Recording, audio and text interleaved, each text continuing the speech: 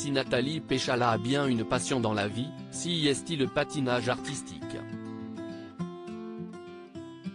La native de Rouen, Seine-Maritime, baigne dans cet univers depuis l'âge de 7 ans, devenant avec les années une star de la discipline. Double médaillée de bronze aux championnats du monde, double championne d'Europe et quintuple championne de France, la femme de Jean Dujardin aurait accompli une très belle carrière et si elle aurait pu quitter ce monde pour autre chose, elle a décidé de s'y impliquer dans son après-carrière sportive.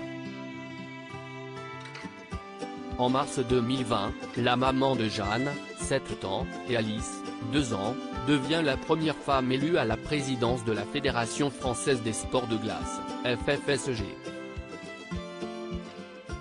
Malheureusement pour elle, cette belle aventure ne dure que 2 années et sa défaite en juin 2022 va faire couler beaucoup d'encre. Malgré tout, Nathalie Péchala remonte la pente avec l'aide de ses proches, mais il se pourrait bien que le témoignage d'une ancienne patineuse bien connue lui cause du tort.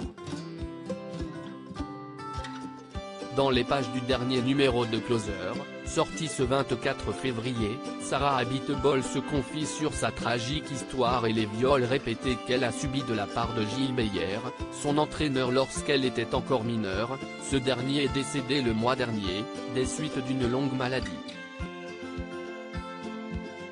Un témoignage qu'elle a fait à travers un livre, Un si long silence, sorti en 2020 et qui a énormément fait parler.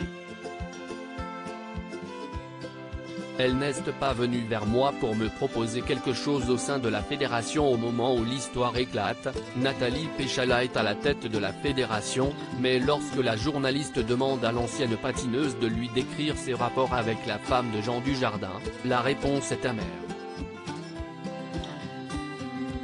Aucun. À l'époque où elle était présidente de la Fédération française des sports de glace, elle n'est pas venue vers moi pour me proposer quelque chose au sein de la fédération, lance Sarah Abitbol, visiblement déçue de cette attitude. Une attaque en règle contre Nathalie Péchala, qui n'aurait donc pas été d'un grand soutien pour l'ancienne sportive de 47 ans, qui dénonce le manque de soutien de sa fédération et donc de sa présidente.